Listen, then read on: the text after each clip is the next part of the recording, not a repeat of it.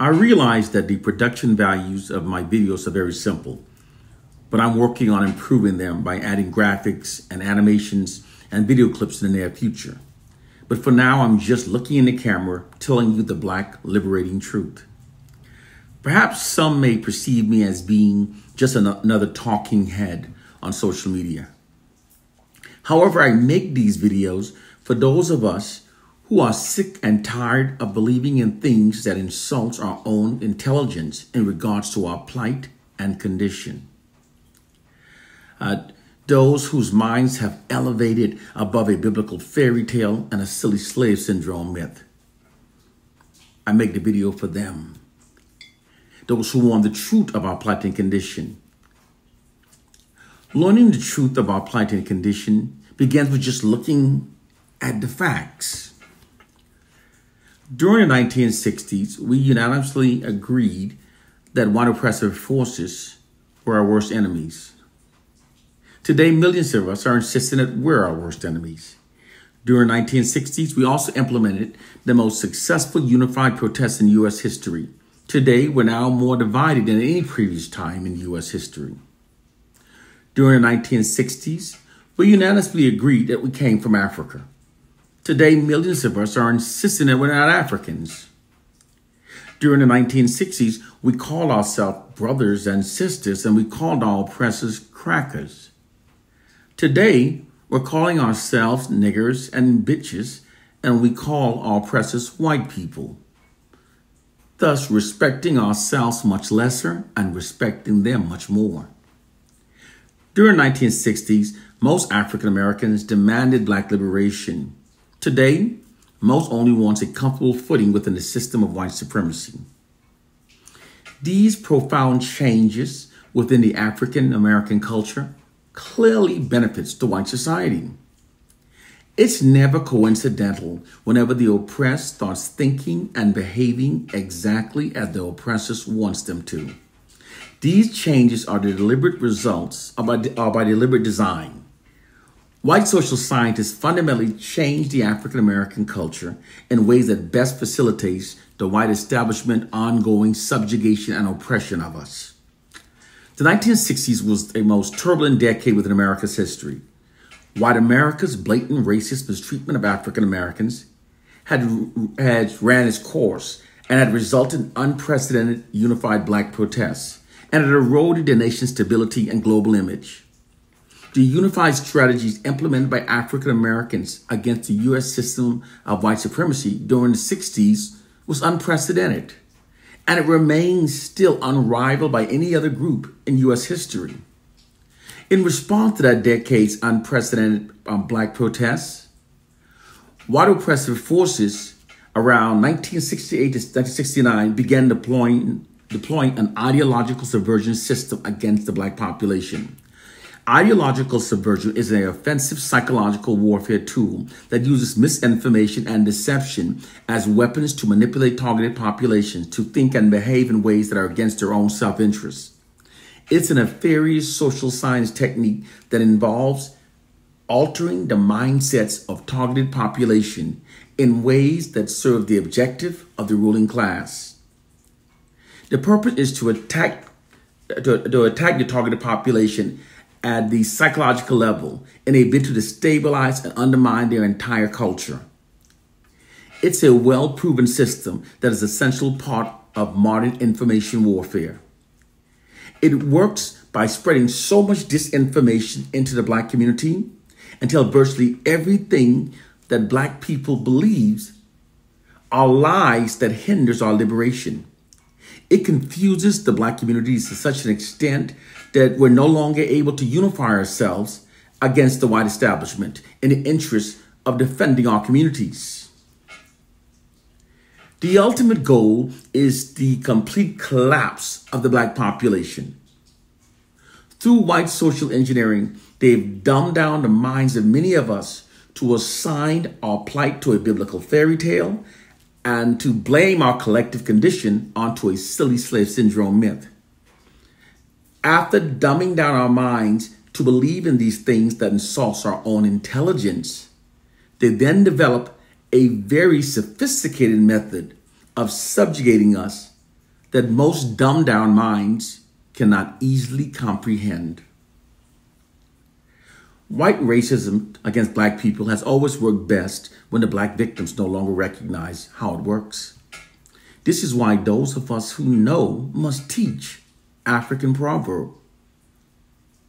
Throughout generations, the ancestors have always provided us with those they've given insight to lead us out of the maze of confusion that the white enemies have designed for us.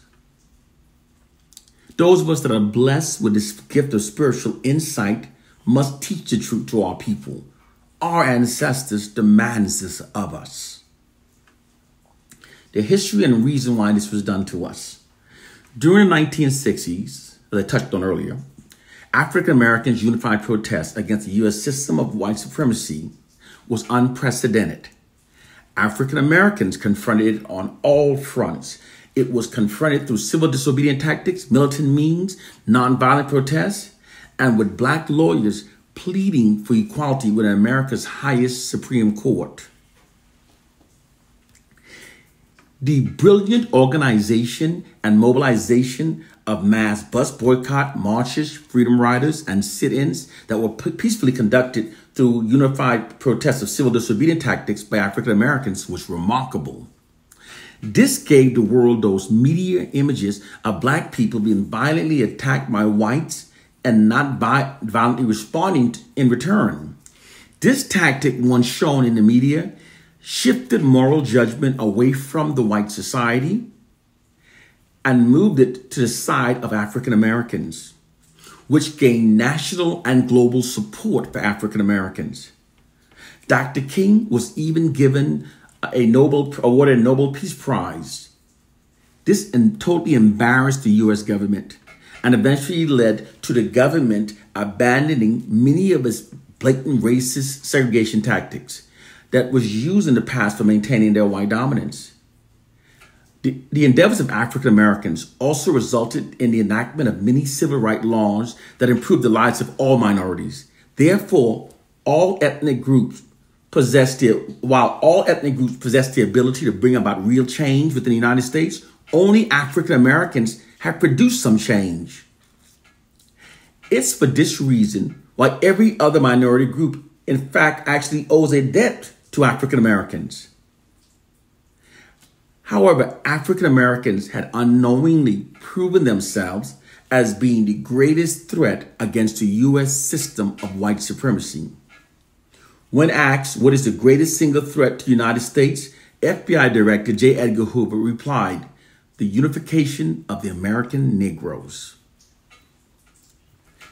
See, although the U.S. government portrays itself as being a democracy wherein which all citizens are equal, in reality, it has always been secretly committed to the preservation of its nation's white dominance.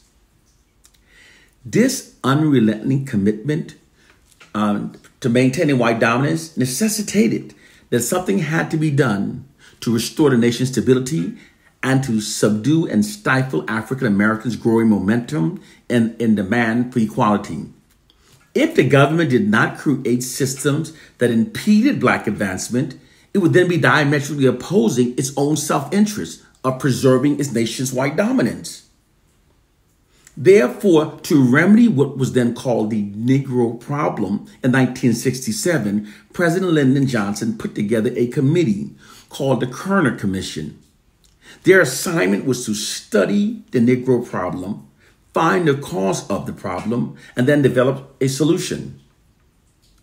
In 1968, white social scientists hired by the Kerner Commission determined that an aggravating core factor for that decade's unprecedented unified black protests was caused by an elevated and unifying black collective self-esteem brought on by the emergence of the Black Pride movement.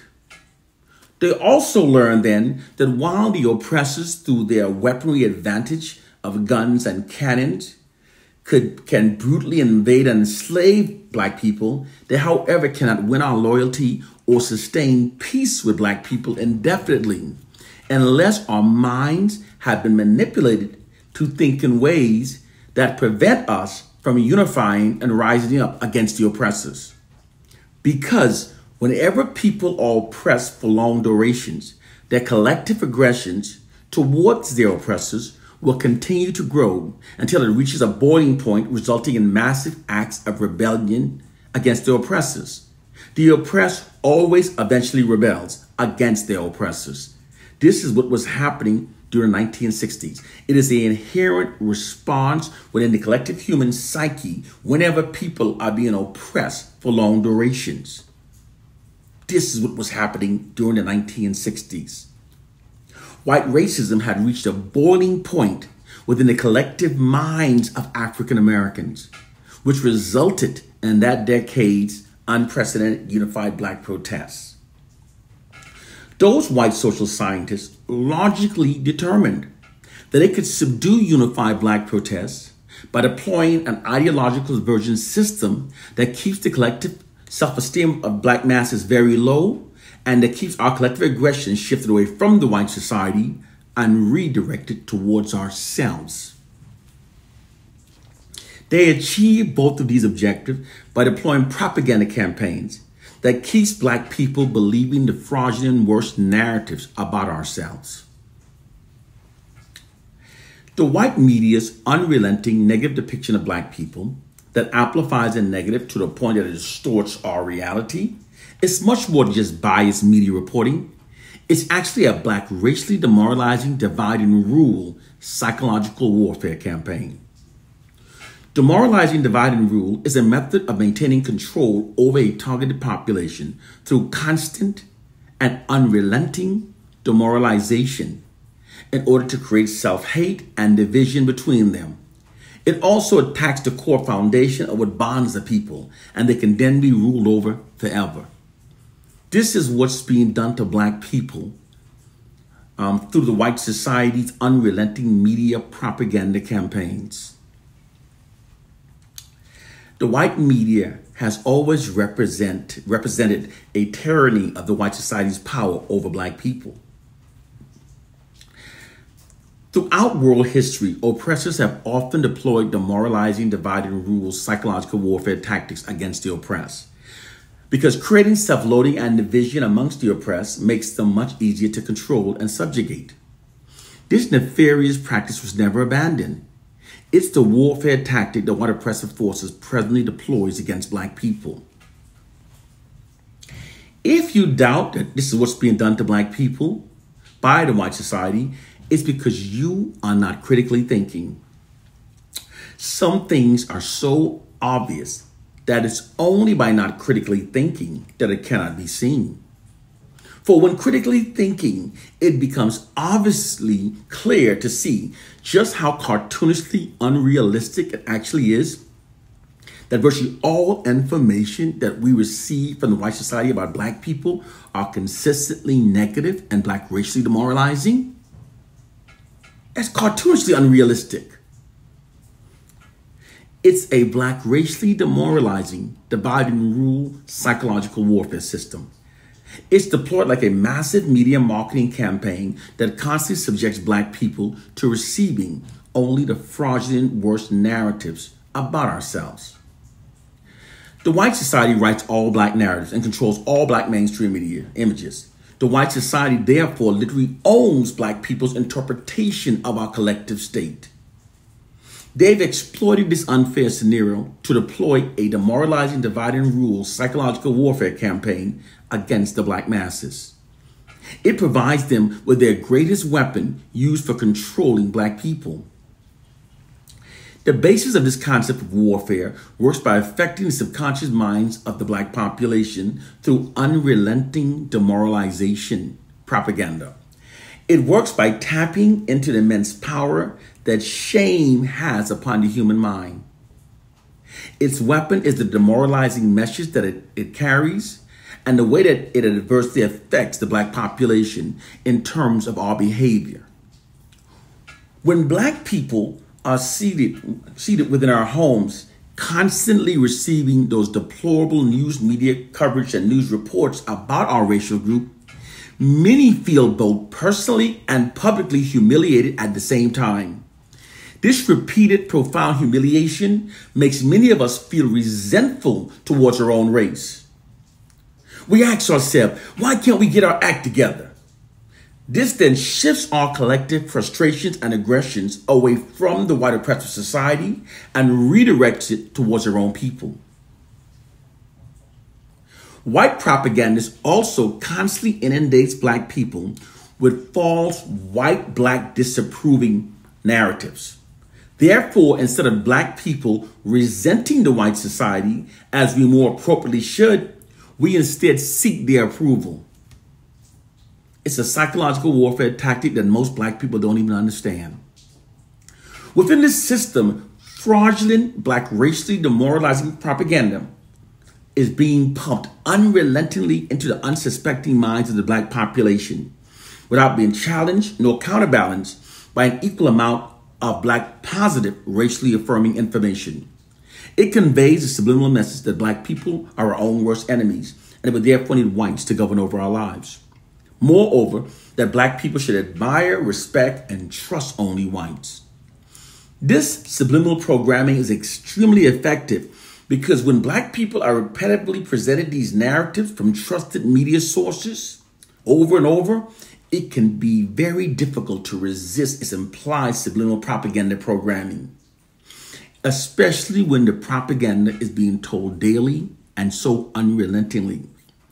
With time, being unable to refute the constant negative information about themselves, many Black people eventually comes to accept those narratives and we internalize them, thus creating a psychological prison for the minds of Black people.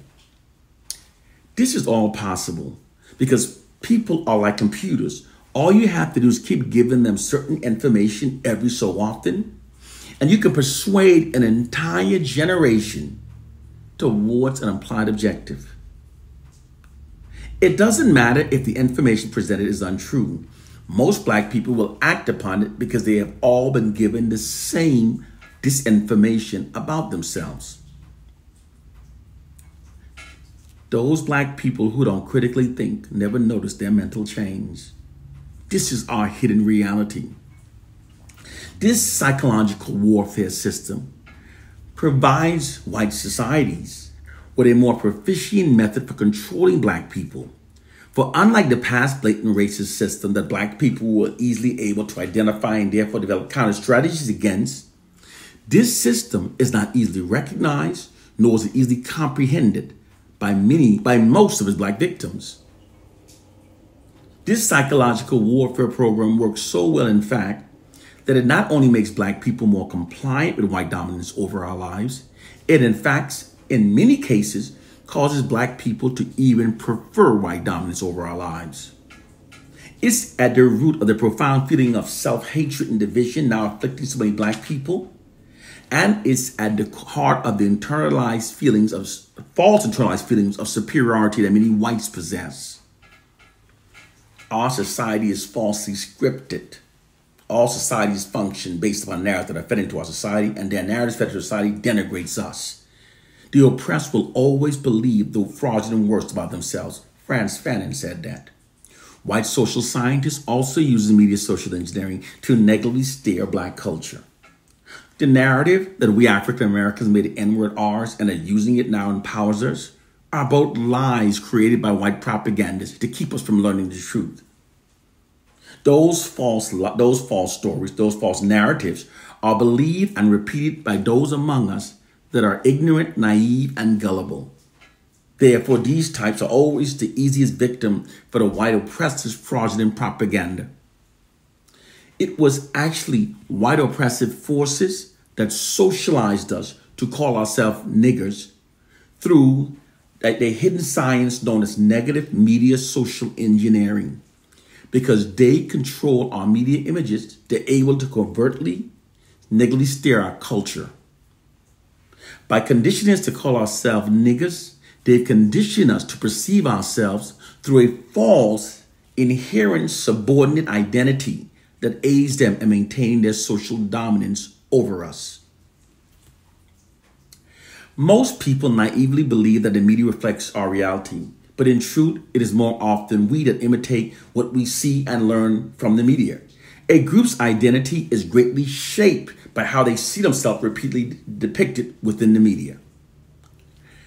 people often becomes those derogatory media depictions of themselves that they've accepted as being their reality. Therefore, those who control the people's media are able to control their culture. It's a true science known as media social engineering. Whoever controls a people's media images controls their culture. Because the white society controls the media image of African Americans, this fact allows white social scientists and white propagandists, designers to negatively steer our culture. Their ability to steer black culture through media social engineering is immensely powerful. So much, in fact, that if these white men, they wanted black youths to start walking around every day with a yellow Afro comb in their left pockets, all they would have to do is put that image in several rap music videos, movies, and TV shows being depicted as cool and trendy. In doing so, many of our black youths would then see the image and imitate it, and then adopt the image as being their own. They will then insist that they created their style, although they did not. The style and behavior was actually what they learned, how they saw themselves repeatedly depicted within the media. So much of what black men called their swagger was actually the result of white social engineering. We have to understand what's being done to us. When these white social engineering scientists create trends and customs for black youths to imitate, they deliberately create those that gets our black youths acting and dressing as caricatures that reinforces resentment and anti-black prejudice perception. Moreover, those images that reinforces many negative and racist stereotypes about black people. Black youths become the caricatures of themselves that they've accepted as being their reality. The African American culture is being negatively steered by what oppressive forces through media social engineering. Case in point, black sagging is the result of negative media social engineering. Some African Americans insist that sagging started with slavery. This is untrue. If it had, the style would have been prevalent throughout the many years that followed slavery. It was not.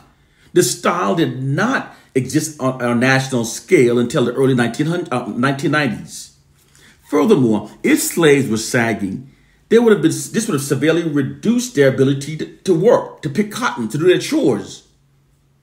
Because a slave couldn't pick much cotton with one hand while one hand's holding up the pants. The white enslavers would also never allow a slave to sag because this creates the possibility of their wives and daughters seeing the African male's penis. So they wouldn't do that. So when you critically think and observe all the facts, it becomes clear that sagging did not begin with slavery. The sagging phenomenon is not the result of the prison industry, where most prisons have a heavily enforced dress code requiring prisoners to wear Velcro fastening belts. Furthermore, if men engage in homosexual behaviors while incarcerated, most do not return to their communities flaunting that fact in front of their families. Most will conceal any customs or behavior associated with the practices of homosexuality while in prison. When your ignorant nonsense makes perfect sense, of course, sagging has nothing to do with the prison industry. Furthermore, that prison to the street theory is not how national trends are created. For something to become a trend requires concerted effort of media marketing. The style of sagging, it was deliberately achieved by white media negative social engineering of the African American culture. The image were placed in videos, music videos, being depicted as cool and trendy. Our youth then saw the style and imitated the style. This isn't some feeble-minded attempt at scapegoating that wrongly blames whites in order to absolve ourselves of our own responsibilities, as so many of you have been brainwashed to think. This is also not some silly, feeble-minded premise or crazy. It's the truth that they hide from us. Media social engineering is a real and well-crafted system that allows the white ruling class to control the masses and targeted populations. The white ruling class uses it to control and negatively steer the black culture. They're waging a covert war against African Americans that most don't understand. Because we African Americans were totally stripped of our true identity and culture during the enslavement of our ancestors, we are therefore more susceptible to the white society's negatively social engineering of our culture.